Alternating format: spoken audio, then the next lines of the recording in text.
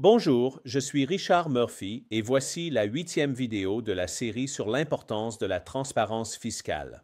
Dans cette vidéo, je vais parler des raisons pour lesquelles un gouvernement impose des taxes. En particulier, je vais aborder ces questions. Pourquoi le gouvernement veut-il taxer? Pourquoi a-t-il besoin de taxer? Existe-t-il des alternatives à la taxation? Et pourquoi augmenter les impôts pourrait être mieux que d'augmenter d'autres revenus? La plupart des gens pensent que la raison de taxer est évidente. Les gouvernements taxent, disent-ils, parce qu'ils ont besoin de l'argent récolté par les impôts pour dépenser. Cependant, cela n'est que partiellement vrai pour n'importe quel gouvernement. Tous les gouvernements ont le choix de financer leurs dépenses, soit par la taxation, soit par l'emprunt, en obtenant de l'aide ou de l'assistance au développement de gouvernements et institutions étrangers, ou en créant de la nouvelle monnaie gouvernementale.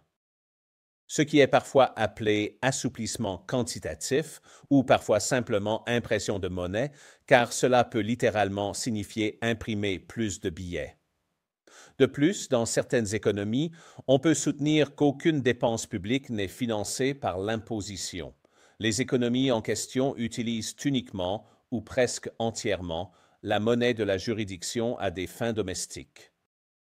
Faire en sorte que leur gouvernement emprunte des fonds dans la monnaie que le gouvernement en question crée, avoir des systèmes bancaires domestiques fortement réglementés à travers lesquels la plupart des transactions sont enregistrées, avoir un faible écart fiscal et des autorités fiscales assez efficaces. Dans ces cas, on peut soutenir que toutes les dépenses publiques sont financées par la création monétaire de la Banque centrale de l'autorité et que l'impôt est utilisé pour retirer cet argent de la circulation au sein de l'économie. Aussi intéressante que soit cette idée, qui lie la fiscalité et la politique budgétaire et explique la relation entre les impôts et les dépenses publiques dans certaines économies occidentales, dans cette série, nous aborderons la situation plus courante que l'on trouve dans la plupart des autres pays, où la création monétaire joue un rôle mineur dans le financement gouvernemental. Dans la plupart des pays, il y a 6 raisons de taxer.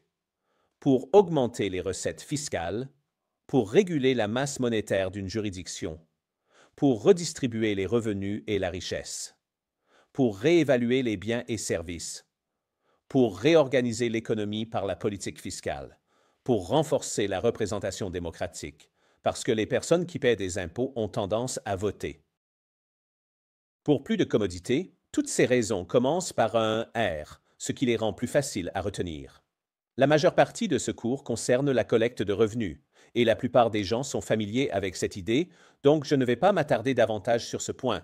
Cependant, je pense qu'il est temps d'examiner les autres raisons de la taxation et pourquoi les gouvernements pourraient les juger importantes. Réguler la masse monétaire dans la juridiction est important. Il s'agit de contrôler l'inflation. Étant donné que toute la monnaie de la juridiction doit être créée, si elle est légale, par un gouvernement, ou sa banque centrale, ou les banques qu'il régule, la tâche de contrôler l'inflation revient toujours à un gouvernement. Les impôts jouent un rôle fondamental dans ce processus. Si le gouvernement augmente les impôts, en général, cela réduira l'inflation. Et s'il dépense plus dans la monnaie qu'il crée, il récupère par le biais des impôts. Cela sera alors généralement inflationniste. Les mécanismes sont complexes, mais toute personne réfléchissant à la politique fiscale doit se rappeler que les impôts ne concernent pas seulement la collecte de revenus. La fiscalité joue un rôle majeur dans la gestion macroéconomique de toute économie. Les impôts sont également utilisés pour lutter contre les inégalités dans de nombreux pays. Cela peut concerner les inégalités de revenus et de richesse. Si les pays estiment que cette question est importante, et ce n'est pas le cas de tous, ils peuvent choisir d'avoir des systèmes fiscaux progressifs, des impôts sur les revenus tirés de la richesse et sur les gains, et même des impôts sur la fortune. Dans de nombreux cas, les taxes sur la richesse et les revenus qui en découlent ne rapportent peut-être pas beaucoup d'argent, mais elles existent pour soutenir les politiques sociales. De manière cruciale, dans le contexte de la transparence fiscale, si ces questions sont jugées importantes, elles pourraient nécessiter des taxes supplémentaires ou différentes de celles habituellement utilisées. et cela peut avoir un impact significatif sur la conception du système fiscal. Merci. Ces taxes peuvent être utilisées pour aider à créer un système fiscal progressif où le taux global d'imposition qu'une personne paie augmente avec son revenu. La prochaine raison de taxer est de remédier aux défaillances du marché. La plupart des économistes pensent qu'il existe des externalités. Ce sont les coûts pour la société découlant de l'utilisation de certains biens qui ne sont pas reflétés dans le prix de vente de ces biens. Les taxes peuvent être utilisées pour modifier ce prix. Les taxes peuvent être utilisées pour augmenter les prix, par exemple du pétrole, d'autres combustibles à base de carbone, du tabac, de l'alcool et des jeux de hasard. Les taxes peuvent également être supprimées sur des choses que le gouvernement veut rendre accessibles aux gens. Cela peut inclure des éléments comme l'éducation, les soins de santé, la nourriture et l'eau.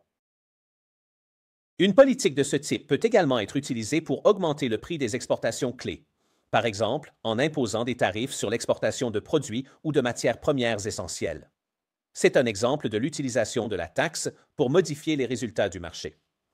La prochaine raison de la taxation est également économique.